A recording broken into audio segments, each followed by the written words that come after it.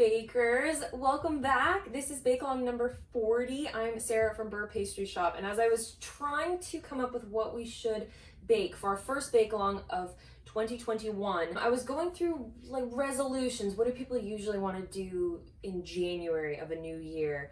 And I know there's a lot of like cutting back carbs or gluten or fat or refined sugar or what have you. But I realized that my resolution every year, no matter what, is just to be a better baker, be a more creative baker, learn something new in the art of pastry. And I hoped some of you might want to join me to make a resolution to just bake well this year. Guys, we're making Bakewell Tarts. I'm so excited. Of course, there's a little bit of a twist. Now, if you don't know what a Bakewell Tart is, it's classically an English dessert, and it has a sweet short crust, a raspberry jam layer, and then an almond frangipane on top, and you bake the whole thing until it's golden brown and perfect. Now, the twists I have for you today, we're gonna be using an almond crust instead, which, if you have done the orange tartlets, you've made this crust before. And then I don't like raspberries that much.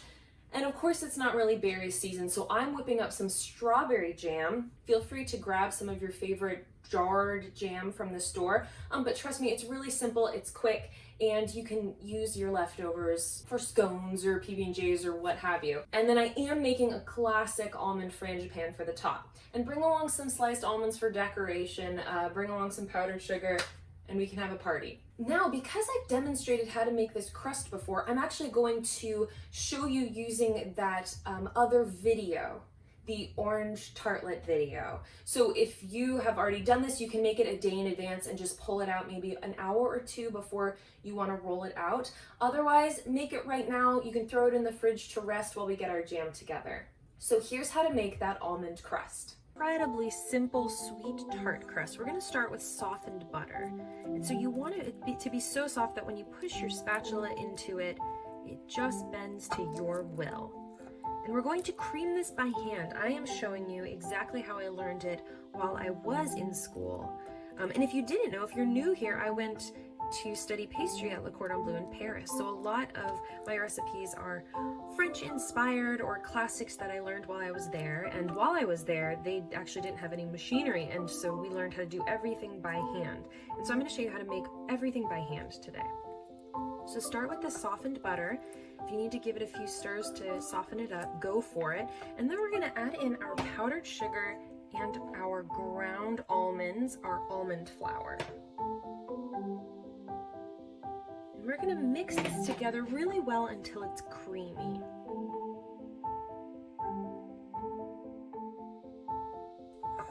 So this is just like when at the beginning of some cookie recipes it says cream together the butter and the sugar. This is the crémage method.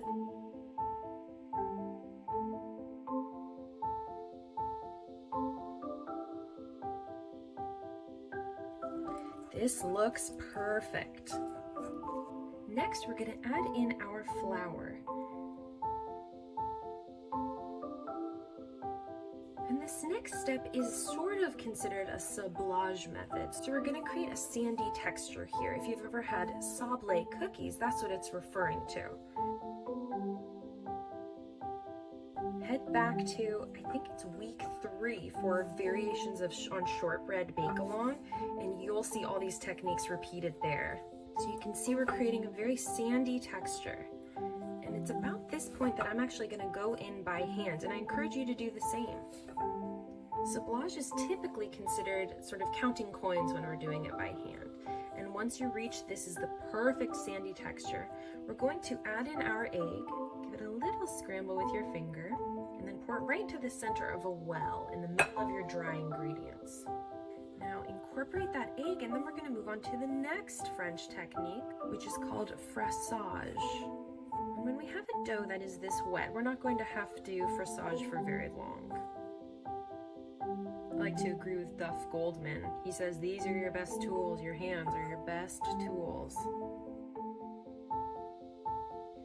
Now if you have a pastry scraper, I recommend you pull it out now. But if you don't, you can also use something like a spatula to do this job. This is the fraisage method. So So you're going to take the heel of your hand and you're going to press your dough into your surface and scrape it along the surface. And this is going to help the dough come together. The reason I recommend having one of these is because it helps you scrape the dough off of your hand and then also bring your dough back together. You're going to do this maybe 2 or 3 times through.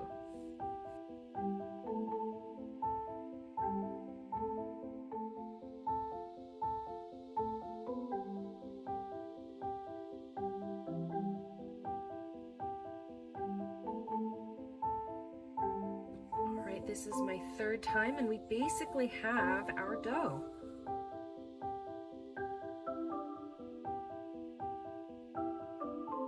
You don't want to overwork it too much, but form it into a nice disc. And that'll make rolling easier on the back end.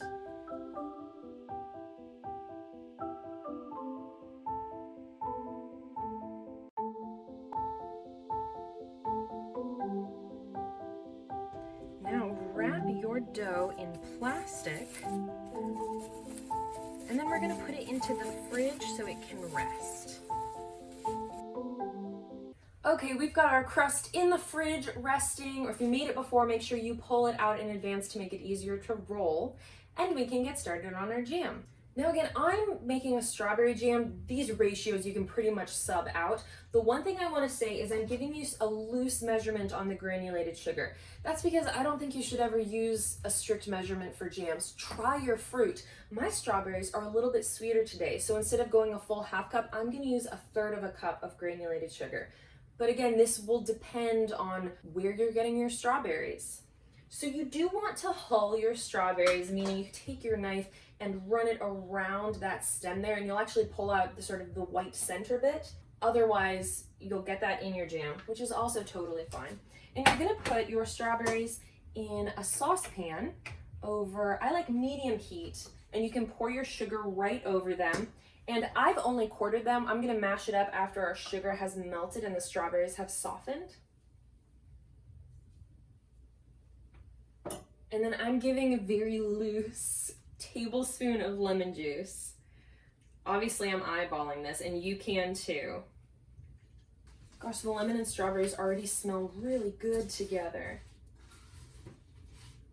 So this can take about 10 minutes. We're not doing a full canning process here, where you're bringing in your jars and your lids and your rings, and maybe you have a canner. I just use a pot of water with a can grab. We're not doing any of that. We're just making a strawberry jam for our Bakewell Tart.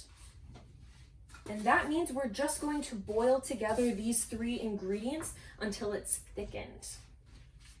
And that's going to take anywhere from 8 to 10 minutes. We're in no rush here. This is going to take a little bit of time, but make sure you have a shallow bowl ready, because we do want this to cool as much as possible before we assemble our tart.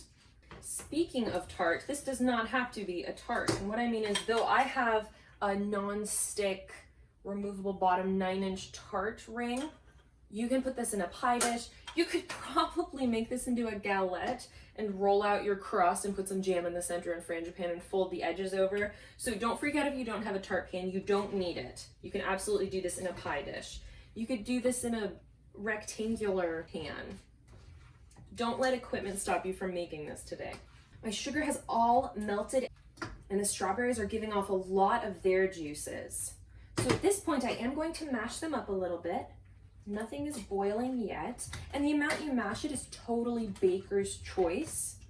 I like to have some delicious pieces of fruit in my jam.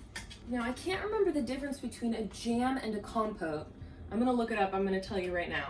But the difference between a jam and a jelly is usually put through a sieve before served. So there are no chunks in a jelly. I'll probably mash this one more time before I'm done. Though you can grab a thermometer and measure this and bring it up to, I think, 212 degrees, you can also do this by sight. It's gonna take a couple of minutes. The entire top will have just a rolling boil where even stirring doesn't stop the boiling, and it will be thickened. There is natural pectin in fruit, which is why it gels. And there's no obviously added pectin in this jam that we're making today. But even though we're not canning it and processing it, meaning you put it into, the way I do it, into a pot of boiling water and the air actually gets sucked out. So that's what makes it shelf stable. No air for mold to grow in. But we're not looking for this to be shelf stable, though this will last in your fridge for a week or two. You just have to make sure you're paying attention that there is no mold growth. If there is any, you gotta chuck the whole thing out. And just general rule of not double dipping. So if you're taking your knife right on top of your toast, don't put that knife back into your jam. If you follow those basic rules, jam can last a long time. Okay, you can see it's getting steamy. I have no bubbles yet. All right, I've got mine bubbling. It's not at a rolling boil yet. My spatula, my stirring stops it from bubbling. Once this starts going, you don't want to stop stirring. Honestly, the worst thing that can happen here is your jam doesn't really set and it's very loose. It will still be delicious. Okay, I officially have a rolling boil, but it's not thick enough yet and it's not quite covering the surface with bubbles. The lemon juice is a really nice addition for flavor, and it aids in this thickening process. It's been about 5 minutes, almost 6 minutes, and this has clearly thickened, which is perfect. I'm gonna give it a little bit longer. And it will thicken even more as it cools, so if yours is just water, don't fret. Okay, perfect. So you can pour your fresh strawberry jam into a bowl to cool. Now that our jam is all finished, we're gonna let that cool and it's time to line our tart ring. We're actually gonna line it and par bake it. So the first step is preheating your oven to 350 degrees and get ready your parchment or your beans or your foil or your rice, whatever you're using to par bake this, anything to weigh down the crust. So first the parchment and then the beans. So your first step is actually gonna be to sprinkle a little bit of flour in your tart ring or your pie pan or whatever you're using. A little flour for your almond tart crust, and we can get rolling. You're looking for this to be 2 to 3 millimeters thick. One of the keys is always keep your dough moving, and flour lightly, but flour frequently.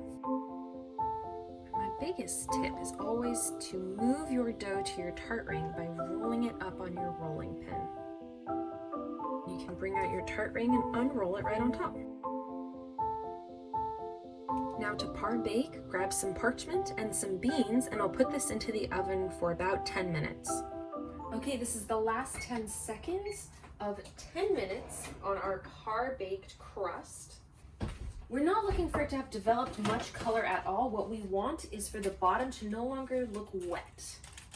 And we are perfectly there. So you can allow your crust to cool a little bit. Our jam is cooling, and that means it's time to get started on our frangipane. So this starts out similarly to sort of a dough. We've got our butter already in our stand mixer with a paddle attachment. We're going to add in our sugar and beat those together until they're light and fluffy. And you can leave your oven on at 350 degrees. We're coming back to it really soon. As you remove your parchment or your foil from your crust, you might notice little cracks. If you have any little cracks, you do want to fill them, and you can just use that leftover crust. I might only have the one hole today. Let's see, I've got them. And it is not a bad idea to scrape down the sides of your bowl. You can make frangipane in a food processor if you'd like. I'm pretty sure that's how I used to make it. A lot of almond croissants are filled with an almond frangipane. This is looking perfect, light, fluffy, creamed. I should say, if you don't know what frangipane is, it's sort of like an almond cream. There is no cream in this though, I mean there's butter, but the origins of frangipane are disputed and no one really knows where it came from, except it has Italian origin. So once your butters and sugars are creamed, it's time to add in our almond meal. I'm gonna do it a little bit at a time on the lowest setting. And I'm gonna do half of it to start, and then I'm gonna add in our eggs. A note on almond extract. I think it's very potent, so I don't like using a lot of it. If you try your frangipane and you decide it doesn't have enough of a kick, you can add in a little bit more almond extract, maybe 1/4 of a teaspoon at a time. I, of course, did go heavy-handed on the vanilla extract. I'm going to scrape down the sides and then finish off with the rest of my almond flour or almond meal, and then my all-purpose flour.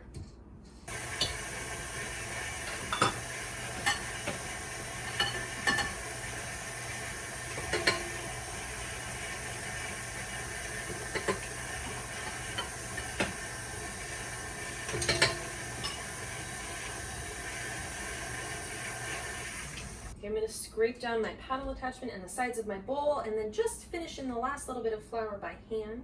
I have a little bit of flour that spread up the sides of the bowl. And you'll notice frangipane is very thick, it's light, super fluffy, and it has to be baked because of that raw egg. There's always egg in frangipane. We are ready to assemble. Okay, we're all ready to assemble. I've got my jam here, which is just a little bit warm and it's thickened up really nicely. I've got my frangipane, which looks just glorious. And I've got some sliced almonds to lay on top. Now you might need, I brought 2 offsets to the party today. You can just use the back of a spoon. First, I'm gonna load up our tart with some of this strawberry jam. And you do want this to be a layer. You want it to be visible when you slice in. So you don't have to be too shy with it. Put in about 3/4 of a cup to 1 cup of jam. Another spread with my offset. Want to get it all the way up to the edges. My jam layer is probably 1 to 2 millimeters thick. And now for the frangipane. Now this, you don't want it to spread the jam too much, so I try and be very delicate as I spread this on top. Sometimes the key to not spreading something is doing little spoonfuls along the way. What you don't want to find is that all of your jam has bunched up around the edges. This is like the gooey brownies, if anyone was there for that bake-along. Gosh, I think that bit might have been one of the first 10 bake-alongs. You really want to not disturb the bottom layer. And so it's okay if a little jam comes to the top. It's not going to be a huge deal, but as gently as possible, bring your frangipane up to the edge. Our last step is a generous coating of sliced almonds. I love the way it looks when it's covered with sliced almonds, but if you just want to do a few and place them very particularly, you're welcome to that. I do want to make sure all of mine are flat against the frangipane. Okay, and we're ready to bake. This is going to bake for 30 to 40 minutes. I recommend turning it halfway through. So I'm going to turn this guy at the 20-minute mark and check it.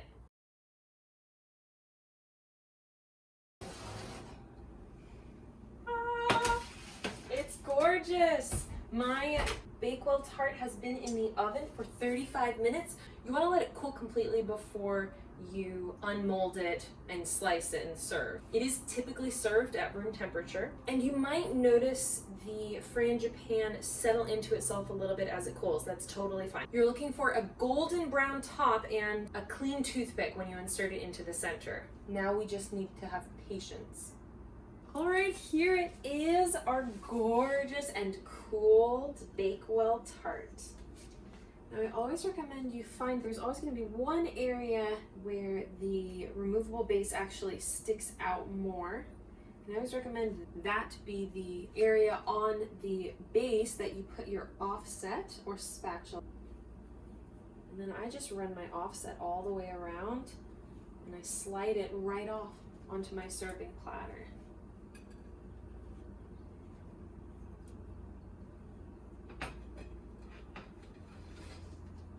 Voila! And I like to do a very light dusting of powdered sugar all along the top.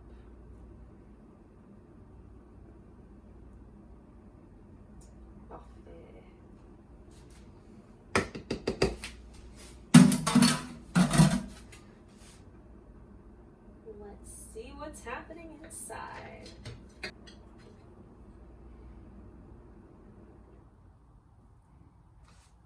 Oh, gorgeous.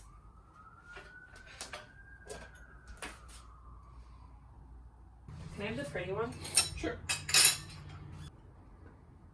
Okay, do you know what a Bakewell Tart is?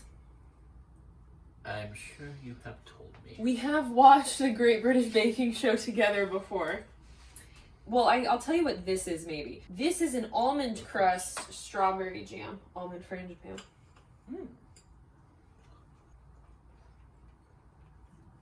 Strawberry's good. I could almost go for more. Strawberry? Yeah, I think so. Which is with the almond and the crust and the frangipane. Might need a little more fruit to cut it. Don't be shy with your strawberry jam. I wouldn't be shy with the sliced almonds on top because they provide this texture that I think is really important and different. And if you want to make it really decorative, you can just do a light sprinkling, but I do like to cover as much of the top as possible. Texture-wise, it's sort of the top. Almonds are crunchy, chewy, then the frangipane is hearty, if you will. The jam almost is like textureless as you pass through it, and then the crust is crunchy, which is nice. Like it snaps. Would you have this again? I mean, I'm gonna have some more now. We'll talk about dining and dashing. But seriously, this I think is a great way to start the year. It's basically eating fruits and nuts for dessert. Thank you so much for joining on this 40th Bake Along, first one of 2021. I can't believe we've already done 40 so far. Local delivery and shipping are both open again, hooray! I've got some really exciting things coming down the pipeline. It is too late to subscribe for Beurre boxes for January, but by all means hop on as soon as you can and you can get the February box. I have some really fun things in store for the February box, and if you're already a subscriber, get ready, your January boxes will be coming out this next Tuesday. Subscribe to this channel to get recipes every Sunday. And if you're looking for any information at all, you can always hit the site up at www.beurrepastrishop.com. It's /online-ordering if you're looking for local delivery, or /nationwide-shipping for all your nationwide shipping needs. Shipping is slowly expanding, so keep your eye out for that. And subscribe to the newsletter. I only send out 2 a month, and I only send something out when I have something really important to say. This has been a super fun way to start the year. I truly believe we can all resolve to bake well this year. We don't need a quarantine, lockdown, shelter-in-place, stay-at-home order in order to continue baking. So thank you for joining me. This has been a ton of fun. I will be back next week with more fun pastry bake-alongs. I'll see you then. Until then, keep baking. Bye.